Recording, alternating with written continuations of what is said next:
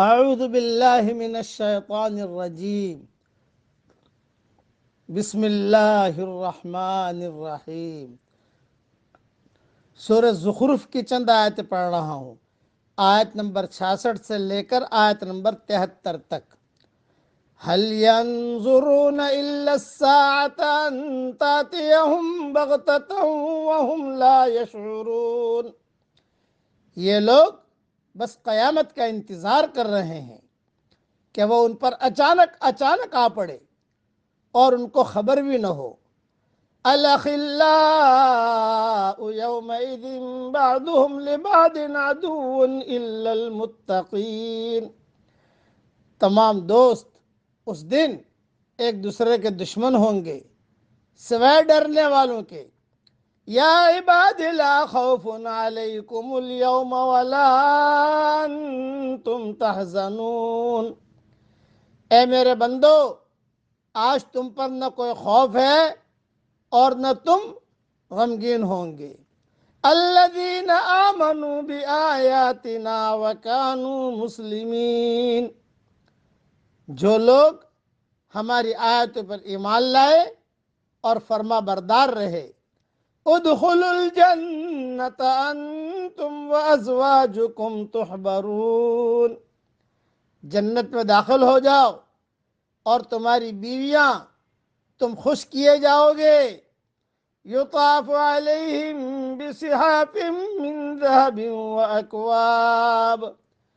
ان کے سامنے سونے کی رکابیاں اور پیالے پیش کیے جائیں گے۔ وَفِيهَا مَا تَشْتَهِي الْأَنفُسُ وَتَلَذُّ الْأَعْيُنُ وَأَنْتُمْ فِيهَا خَالِدُونَ۔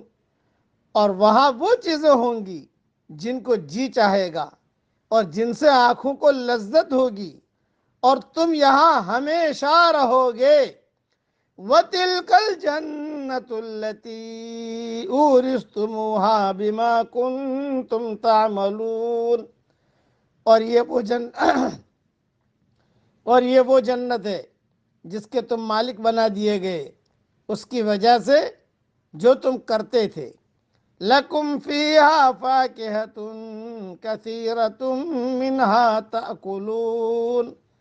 تمہارے لیے اس میں بہت سے میوے ہیں جن میں سے تم کھاؤ گے۔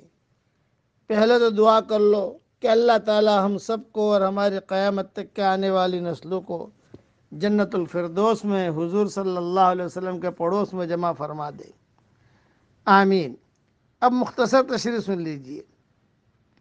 دنیا میں آدمی جب حق کے خلاف رویہ اختیار کرتا ہے تو اس کو بہت سے دوست مل جاتے ہیں جو اس کا ساتھ دیتے ہیں۔ آدمی ان دوستوں کے بل پر ڈھٹ بنتا چلا جاتا ہے، مگر یہ سارے دوست قیامت میں اس کا ساتھ چھوڑ دیں گے۔